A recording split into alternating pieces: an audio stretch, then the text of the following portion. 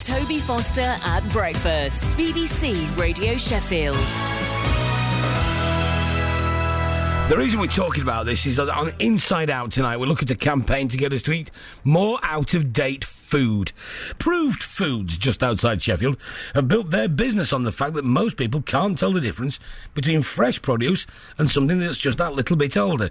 It's MD Dan Cluder joins us in the studio this morning. Dan, good morning. Morning, Toby. You all right? Yeah, I'm well. So tell us exactly what Approved Foods does. Well, we buy short-dated food and drink, and we basically sell it all over the country, and it's all on the internet, and every day we ship out about 32,000 items.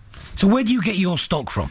So we're buying it from wholesalers, brand owners, manufacturers, and there's many reasons why it actually gets short-dated. It could be because there's been a change in packaging, or there's a competition that's ended, and there's many reasons why we get it. But where it doesn't come from, it doesn't come from that place like in a supermarket where there's the odds and ends. All the stock we buy is in big quantities. So this is stuff that's, to a degree, sometimes getting quite close to its best before date. Yeah.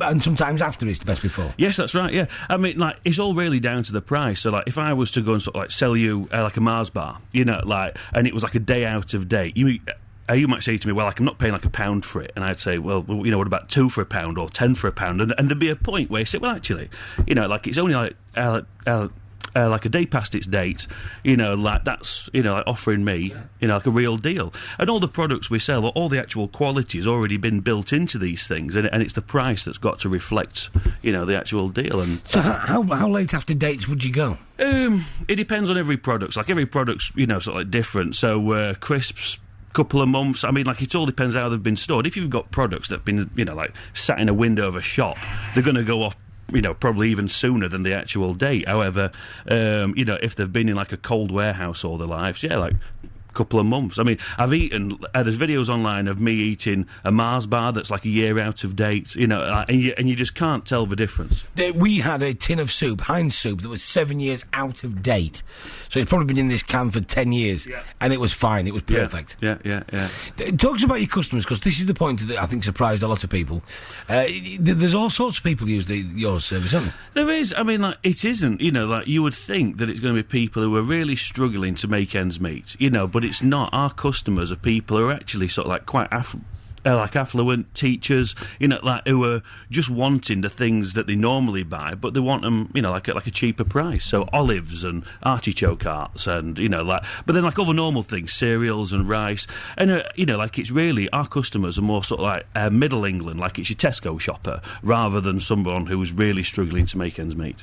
Now, do I know what you've got on your website at any one time? Can I? No, it's always changing. So, we've always got something on. We have about 1,600 one-off deals all the time, and that's and that's where it will never be Tesco, Sainsbury's, because we don't stock the same things all the time. But then that's just the nature of the business, that we'll have something and then we won't ever have it again, or and we might, but I can't go out and buy these things at this price all the time. So at the moment, whilst there's maybe not so much competition, you can buy stuff that's going on from all sorts of people. Do you think this will become a more popular way of?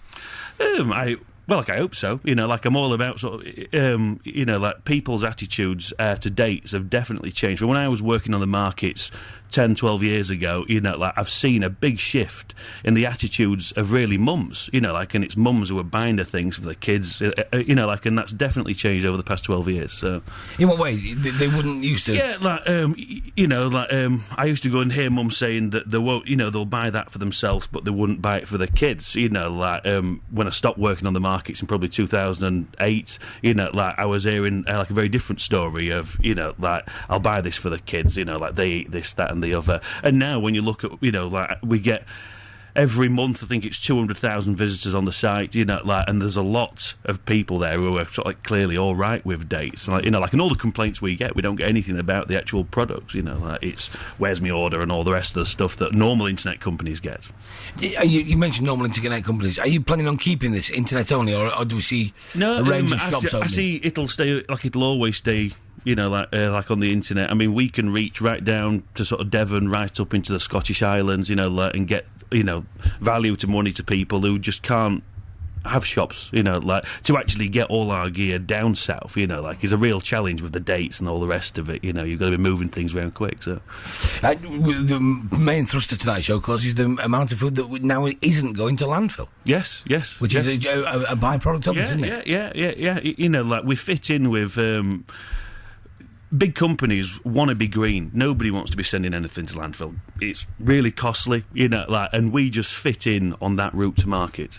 Well, it's on TV tonight. Thanks very much indeed for coming in, Dan. Much appreciated. It's on TV tonight, Inside Out, 1:30 on BBC. 1:30 on BBC 7. That's where I've got to today. 7:30 on BBC 1.